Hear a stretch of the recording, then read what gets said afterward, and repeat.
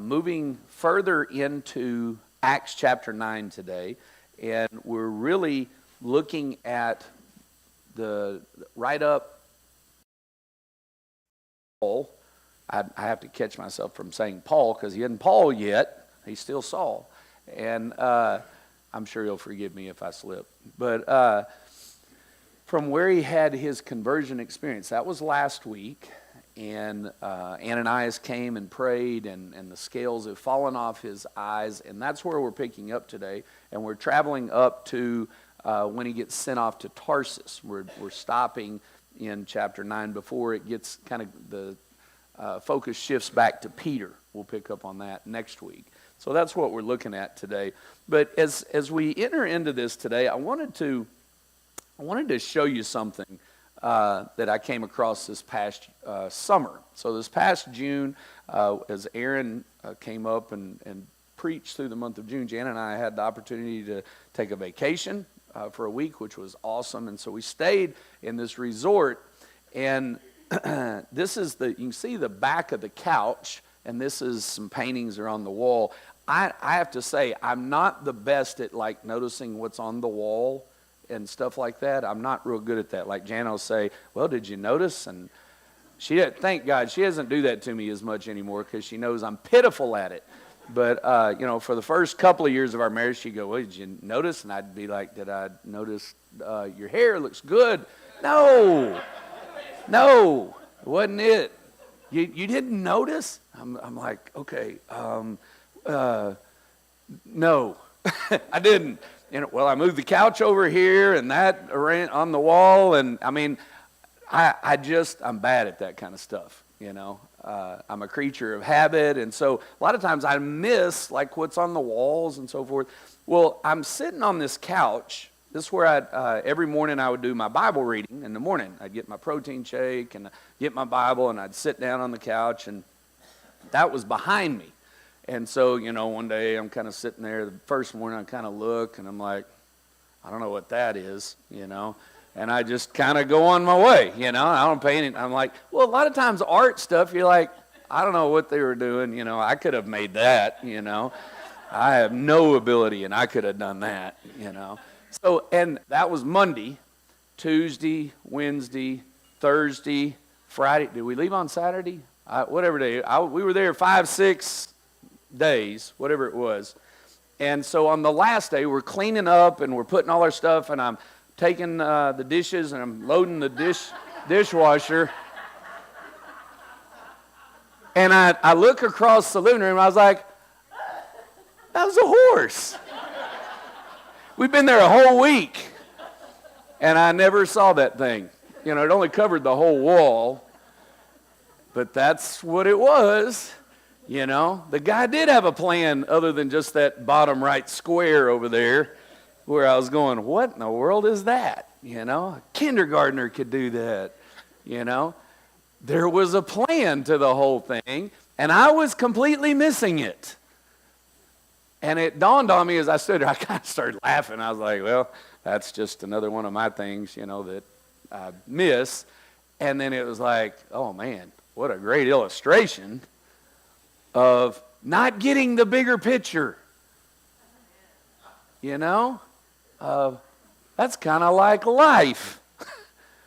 Where I'm looking at one square and, man, it doesn't make any sense at all. In fact, it looks bad. But, a different perspective, and you're like, oh, yeah, I see how that fits completely. That was the horse's hoofs. I'm sharing my flaws right in front of you here. Hopefully, other than just to laugh at me, but to let us see, God has so much going on that we don't see. And sometimes we're looking at a piece of what he's doing, and it's a mess. It looks like a mess. It doesn't make sense. It doesn't look beautiful. It doesn't look talented. It just is whatever. But we can trust that he's at work at something so much bigger, and I just can't see it yet. And that's kind of what took place in Paul's life.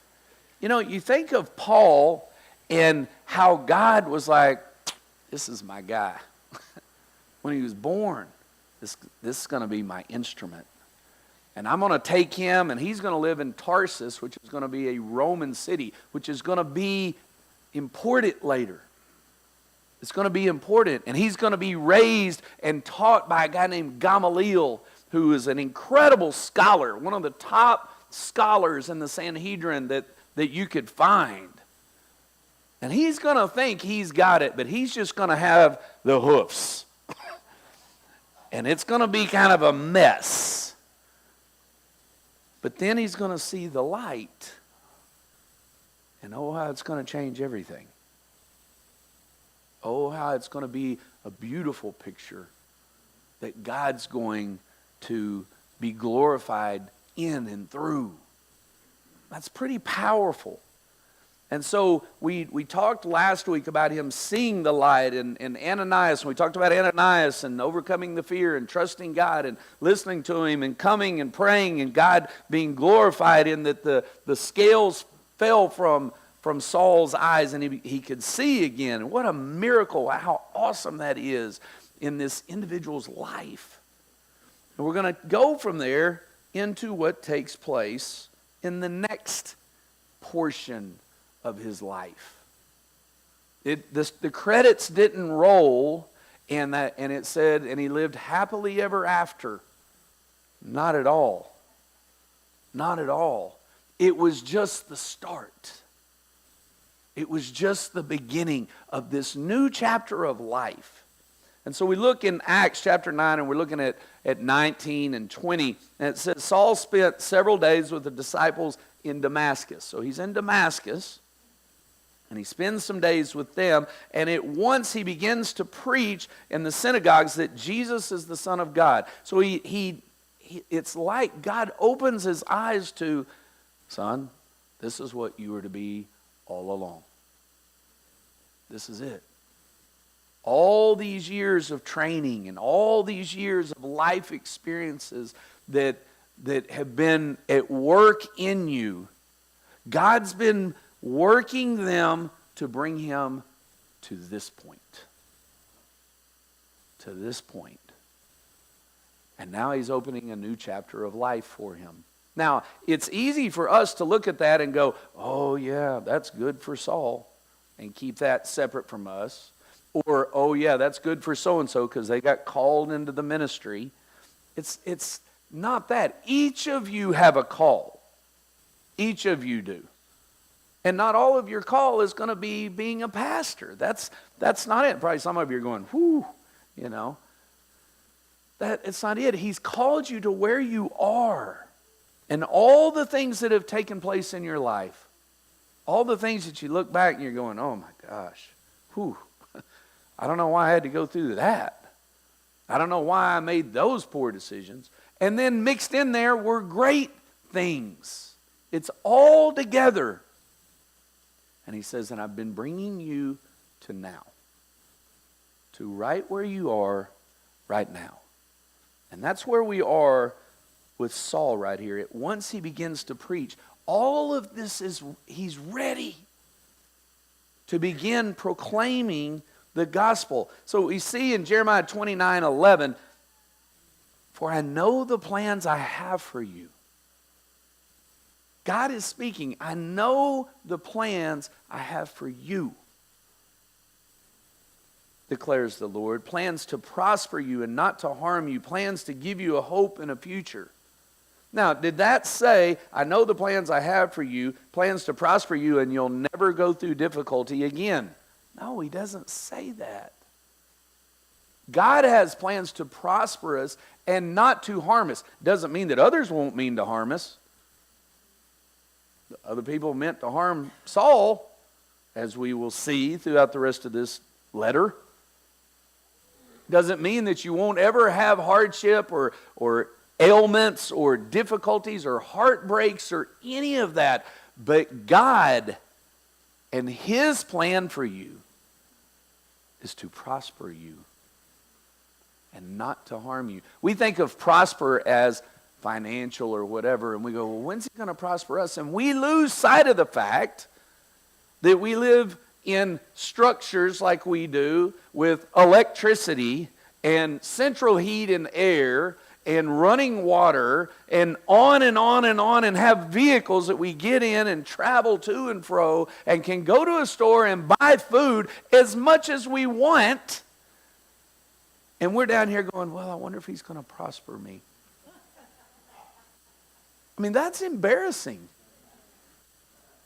I can't even imagine when we're standing before God, if we were to dare say that to him, those words better stop at the end of our lips. As he turns to the rest of the world who has none of that, or almost none of it.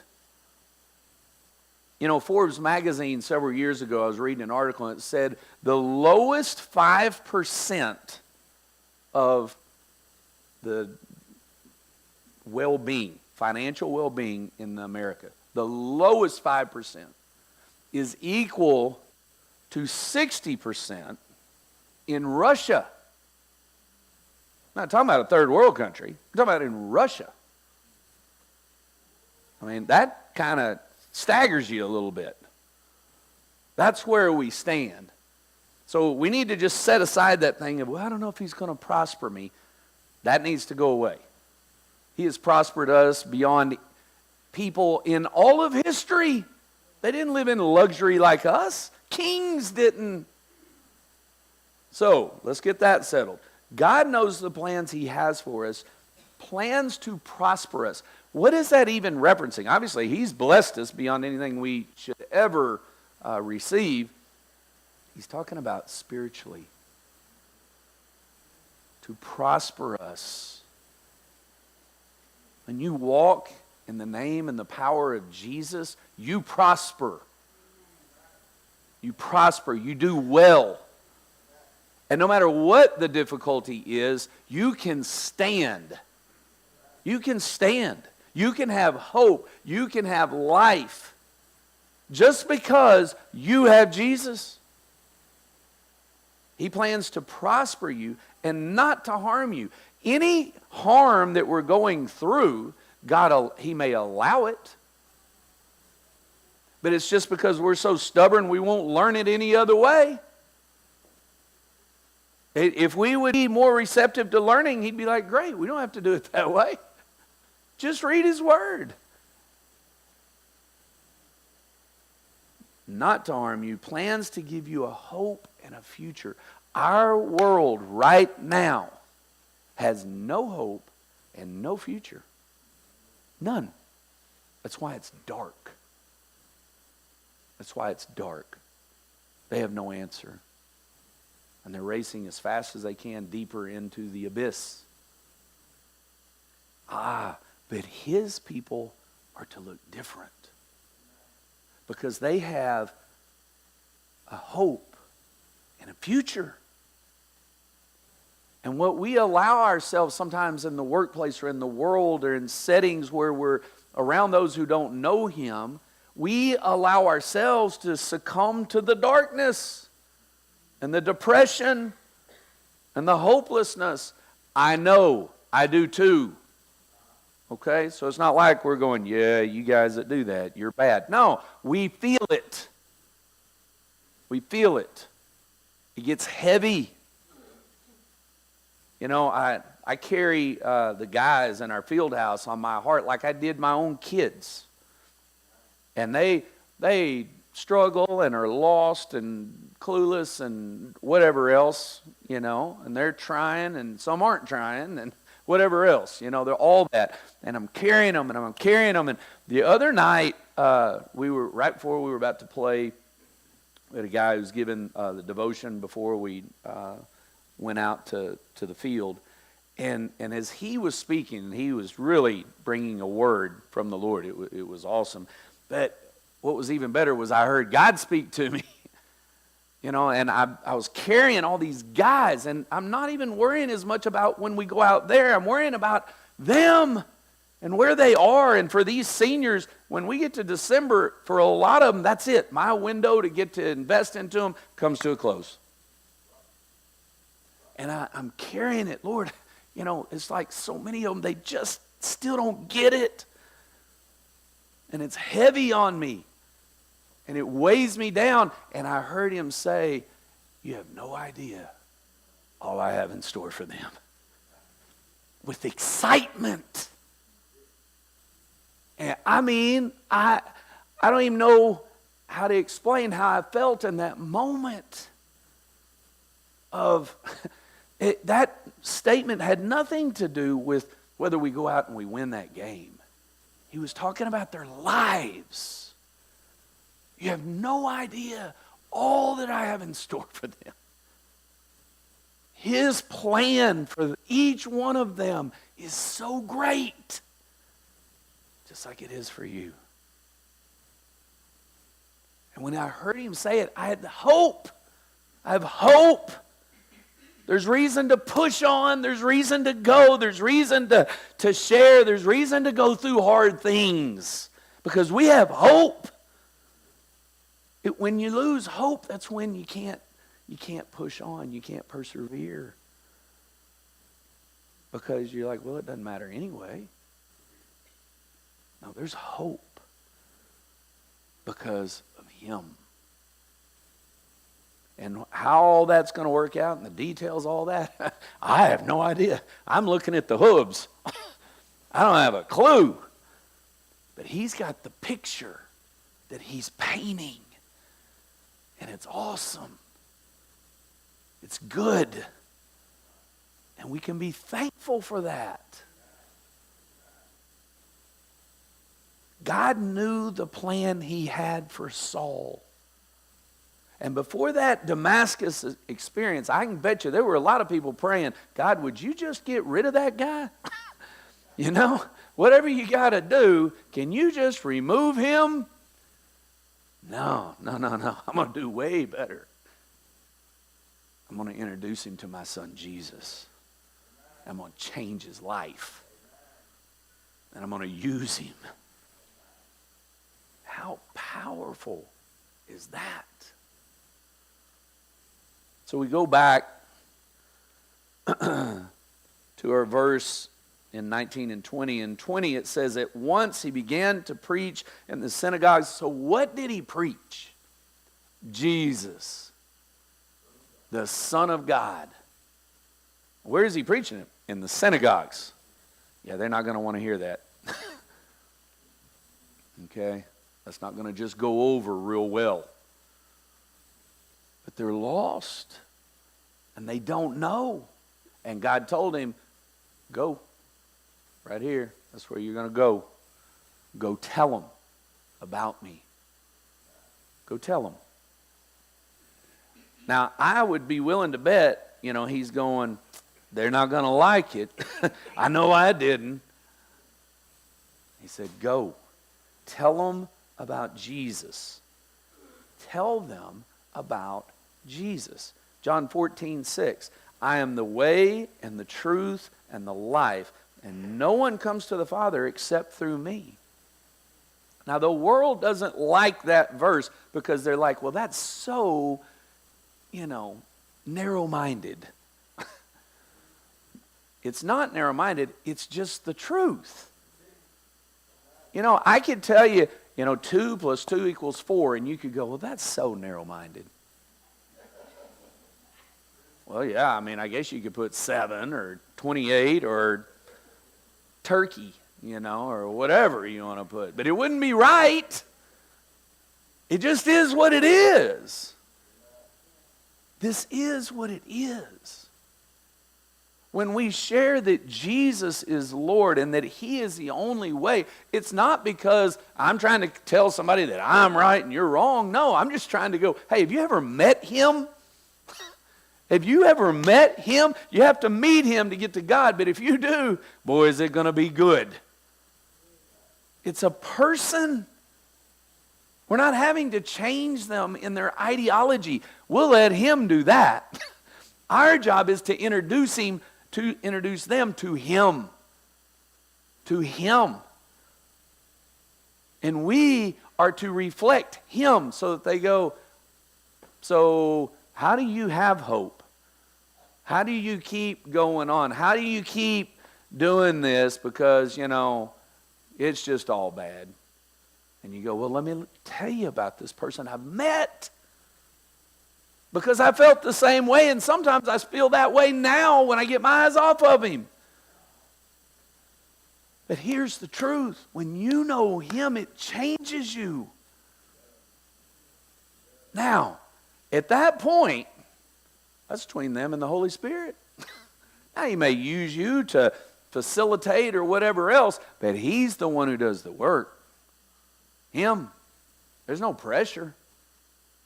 People, we sit around and we go, well, I don't know what to say. And what if they ask me something I don't know?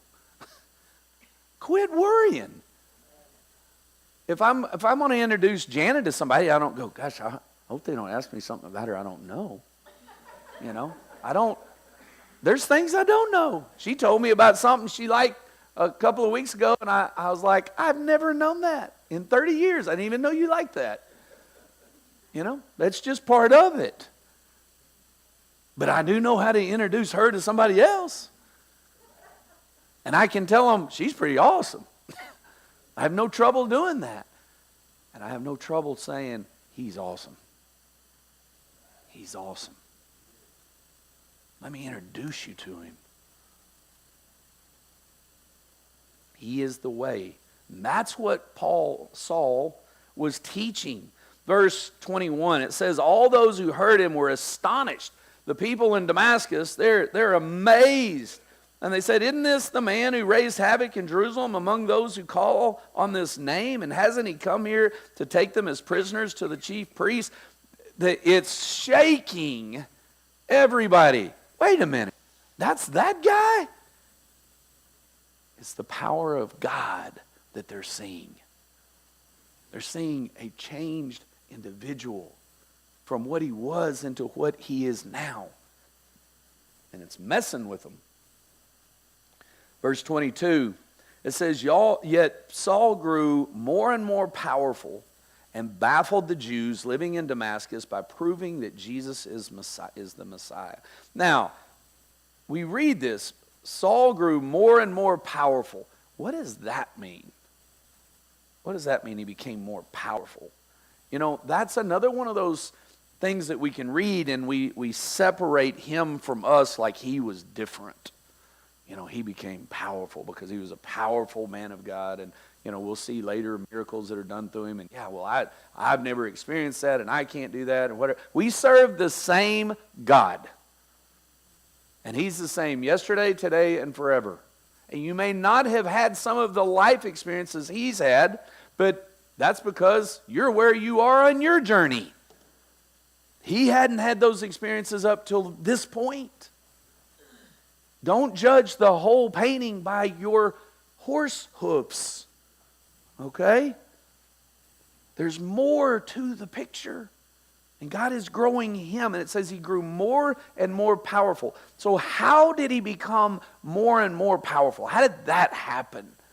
Did he do a bunch of push-ups in the morning? Handstand push-ups? No, that wasn't what he's referencing here. We take a look in Romans 1:16.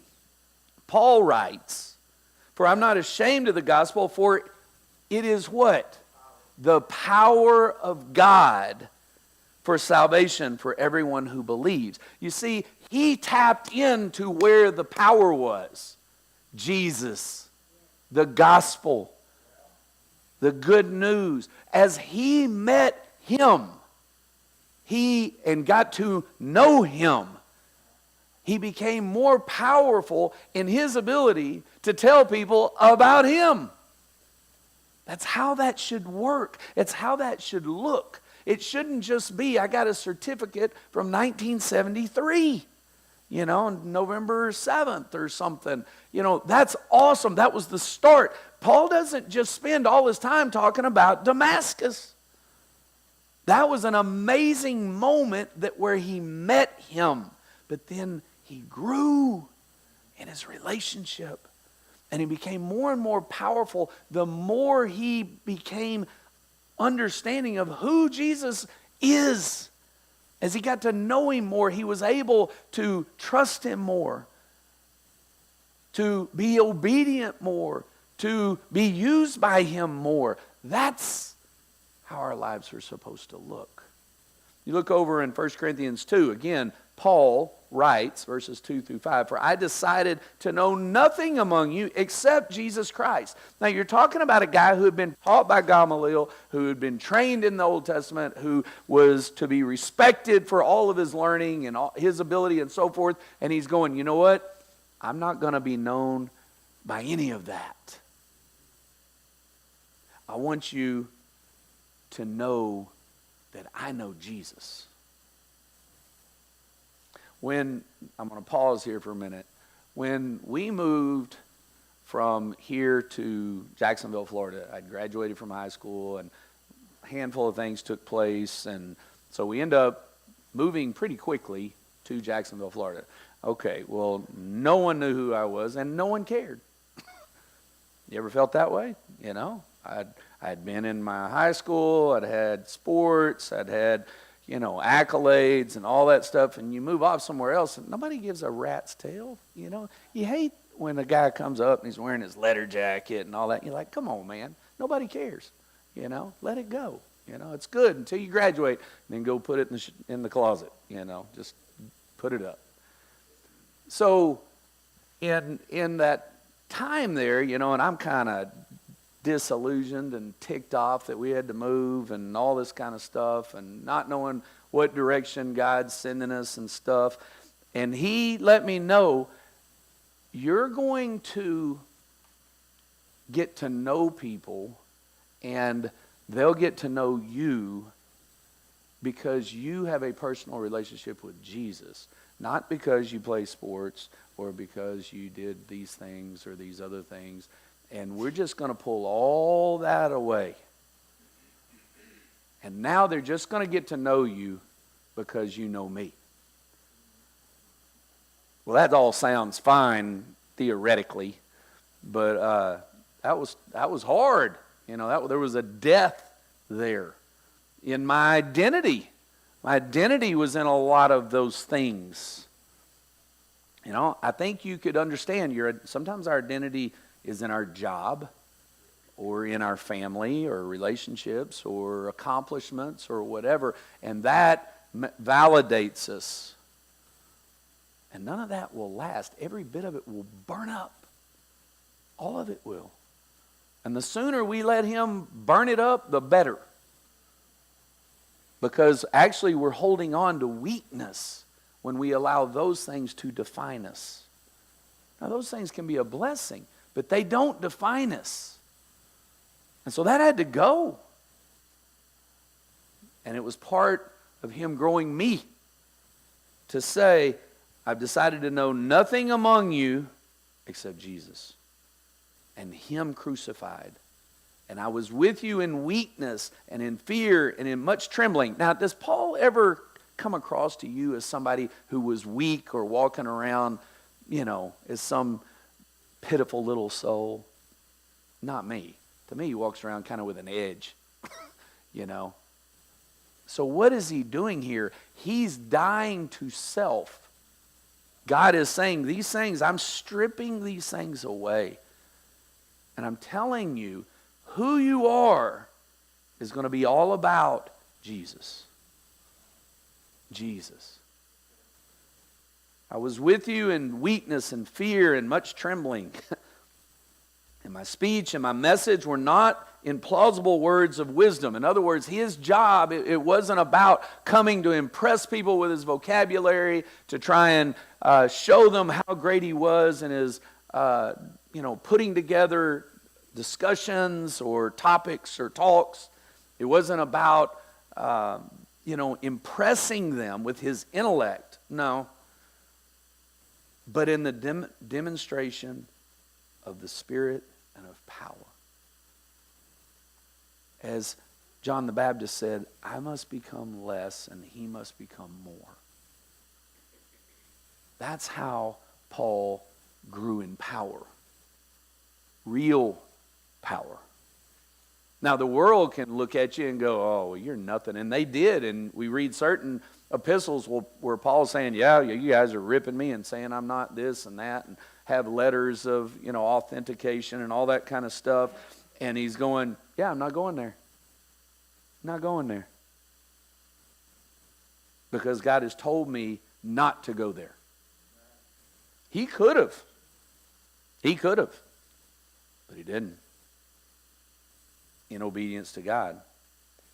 But in the demonstration of the Spirit and of power, so that your faith might not rest on the wisdom of men, but in the power of God. You see, anything we set up, it will fail.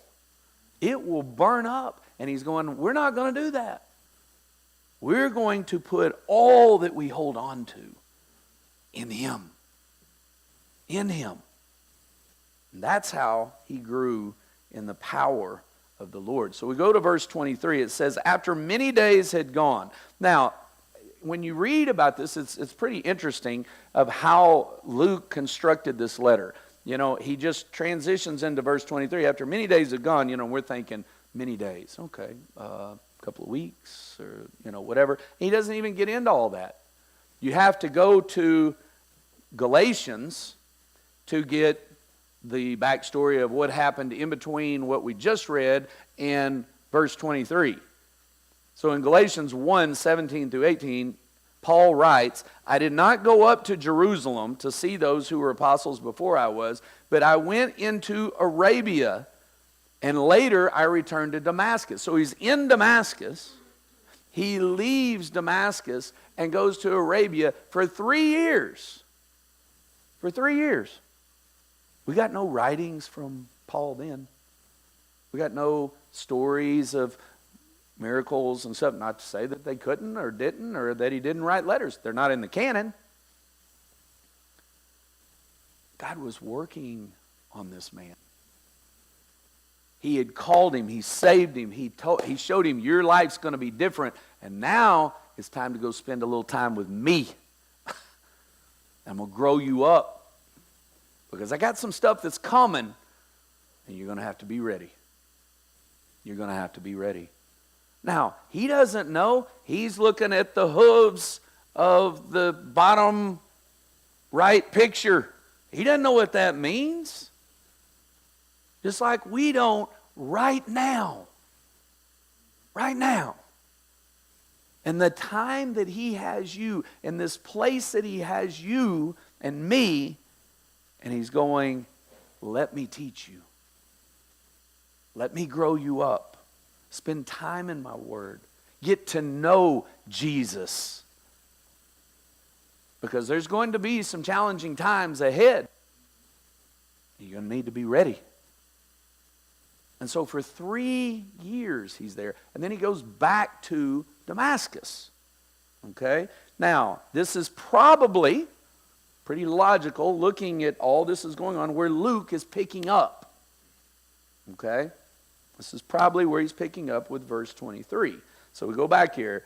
After many days had gone by, those were the many days, like probably 3 years, there was a conspiracy among the Jews to kill him. Now, that's a big deal. We read over that like that's nothing. Think about that. Think about if there was a conspiracy that going on to kill you or your husband or wife or one of your kids or whatever, all because of their faith. We'd be going, wait a minute. This isn't the way it's supposed to be. We live in America. We live in all that. We'd be coming up with all these reasons why that shouldn't be plausible and so forth. Whatever, or God, when you called me, I surrendered to do what you said, but I didn't mean this. So there's a conspiracy among the Jews to kill him. You know why? Because he's been talking about that guy Jesus. And that the only way you can get to God is through him. And they didn't want to hear that. There's a quote by Mark Batterson. I thought this was good. When you get excited about God, don't expect everybody to get excited about your excitement. I've lived that a time or two. When the Holy Spirit turns up the heat underneath you, it disrupts the status quo. You know, it just is what it is.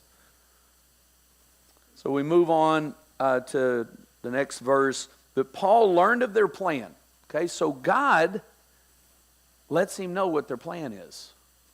Doesn't say how, it just says he learned of their plan. But you see, it wasn't Paul's time to die. God had a whole lot of stuff that was about to happen in and through Paul that it wasn't time. Now there's going to be a day where there was the time, but it wasn't then. Which there again gives us the confidence and the hope that God's in charge. And he's making that beautiful picture on that wall that he wants. It's not up to the people down here and somebody's against you or life's not going great or whatever and it doesn't seem like it makes sense. Yeah, it doesn't make sense because of my perspective. But God's in charge. And I can trust that. Saul learned of their plans. Day and night they kept close watch on the city gates in order to kill him. They're literally watching the gates to snatch him and kill him. That might cause your day to be a little heavy. You know? That might be a little troublesome. But his followers took him by night and they lowered him in a basket through an opening in a wall. Can you imagine that ride down? You know, you're being let down by that basket and you're going, how did I get here? I mean, like a few years ago, everything was fine. I mean, am I doing what I'm supposed to be doing? God is this how this is supposed to look? The thing that always is interesting to me is that God allows these things. He allowed this to happen. He allowed him to have to escape by a basket on the side of the wall. You know, I'm like, God, can't you just get rid of the bad guys? You know, just get them out of the way. And he didn't. I don't know why he doesn't do that. He lets it be really difficult and awkward and frustrating and beyond our ability to understand. He allows that. I don't always like that, quite frankly. You know, James chapter 1, verses 2 through 4, it says, "Consider it pure joy, my brothers and sisters, whenever you face trials of many kinds." It's one of those verses I'd rather use a black highlighter on. Okay? And I'll have to read that one next time. Okay? For those of you who are going, why a black highlighter? It's because it covers it up. You can't read it. So, consider it pure joy, my brothers and sisters, whenever you face trials of many kinds, because you know that the testing of your faith produces perseverance. You see, God's building something in us that we don't have. And we're like, oh yeah, we can handle it. We can take it. And he's going, no, you can't. Oh, no, you can't. You know, I remember you go back to the Israelites and they're coming out of Egypt and it says they came out in battle formations and they're blowing their horns and, you know, they're excited and fired up. We'll go take on the enemy. And God tells Moses, yeah, don't go this way because as soon as they see the bad guys, they're going to turn around and run back to Egypt. You know, they all thought they were in all their military regalia and looked all tough and had bravado, but he knew better. And as soon as they get to the sea and here comes Pharaoh, they're like, we can't do it. And life was better in Egypt and all that stuff. God knows us. Oh, does he know us? And he knows that if he just turns the heat up just a little bit, we're like, I give up. I'm not doing it anymore. And he allows these difficult things to happen to grow us in perseverance. And, you know, my response is, why? Why do I have to have perseverance? Who cares about perseverance? You know, I didn't ask for perseverance. He loves us so much that he's not going to let us be less than we should be. He just stays after us. So that The testing of your faith produces perseverance. Let perseverance finish its work. I can fight it and scream and kick and fuss and try and stop before it's done. Okay, but you'll have missed the whole point.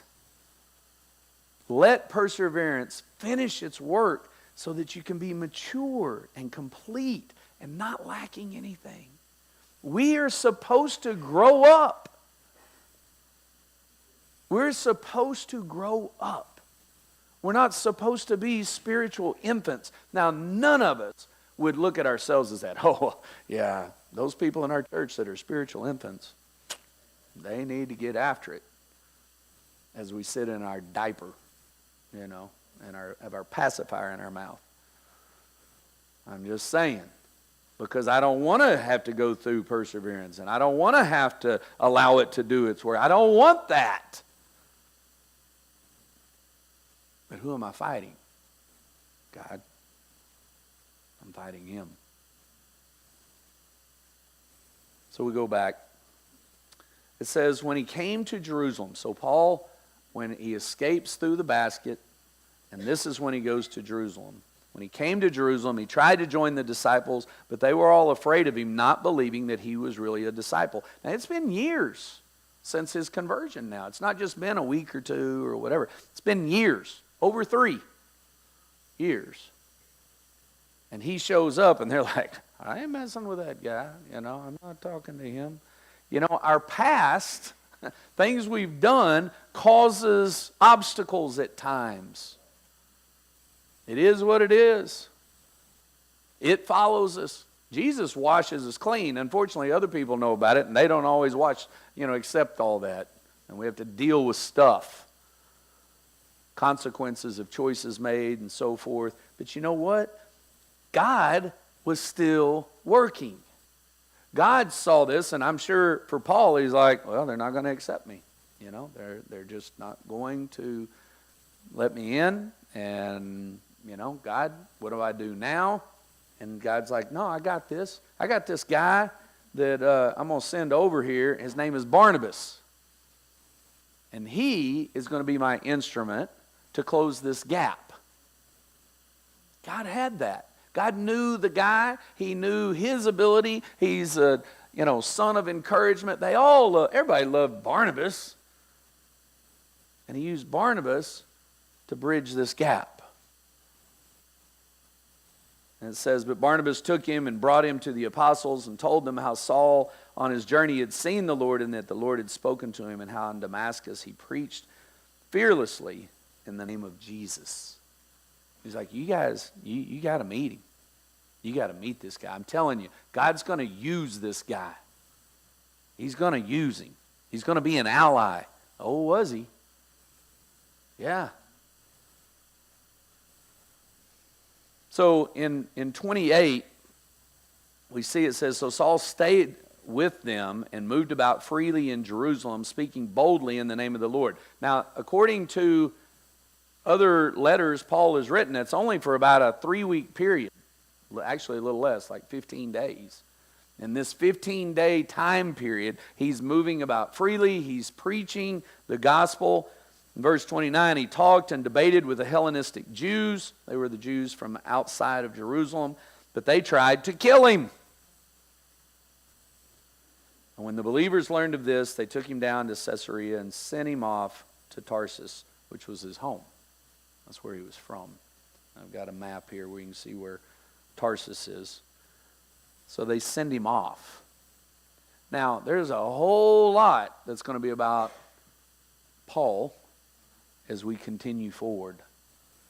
But we see how there was a period of time in between where he met him and a lot of these things that we're going to be reading about. And God grew him. And he took him through difficulties to build him up. And I'm sure he was looking at one little section there and couldn't really see how he was going to be used in the bigger scheme of things. Just like us many times. We're going to close in our reading this morning with verse 31. I think this is an awesome verse here Because in the midst of what's going on in an individual, God's also working corporately. He's working with the group. He's working with this area. And it says in verse 31 of Acts 9, then the church throughout Judea, Galilee, Samaria enjoyed a time of peace and was strengthened. Living in the fear of the Lord and encouraged by the Holy Spirit, it increased in numbers. God is growing the body. He's growing the believers, all for His purposes. And I put this on a beautiful, about to send Paul out into the Gentile region. He's building up the body of believers. Now, there'll be difficult times again. There'll be challenges. It's not always going to be a party. Okay? We think that heaven is supposed to be here. It's not. It's not. He blesses us when He sees fit, how He sees fit, and thank God for it. I love these kind of seasons.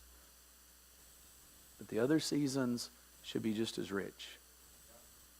Maybe not as fun, but just as rich. We should always have His joy because we know Him. And because we know Him, His Spirit lives in us. And therefore we receive the fruits of the Spirit: love, joy, peace, patience, kindness, faithfulness, self-control. All those things should be coming about in our lives as He matures us. And again, even in that analogy or metaphor, there's seasons. There's the pruning, and then the growing of fruit. And then He prunes, and then there's the growing of fruit. He's given us all this so we can go, yeah, like that, like on a tree, a fruit tree. Yeah, it's like that in your life. It's like that. He's working in us. We see that bottom right square sometimes. And we throw our hands up and go, God, what in the world? That's terrible. And He goes, no, you don't have any idea. I got a beautiful picture that I'm creating. Trust me. Let's close in prayer. Father, I thank You for Your word. I thank You that You show us through the life of people like Paul what life really does look like in serving You. And that it's not all roses and fruit and loveliness. A lot of times it's difficulty, it's suffering, it's dying to self. It's allowing You through the difficult things to mature us, to cause us to learn to persevere. Lord, I pray that You teach us and You, through Your word and through Your Spirit, that we're to allow this process to take place. To always remember that it's Your desire to prosper us and that You have a future and a hope for us, even when it's rough, really rough. We can trust You. Lord, I'm so grateful for the way that You have all this under control. I pray that You remind me of these things when I'm struggling. Thank You for the way that You speak to us and you give us Your word. And You ignite our heart again with Your flame of Your Holy Spirit. Thank You for this day, this opportunity to get into Your word and to be fed. We love You so much.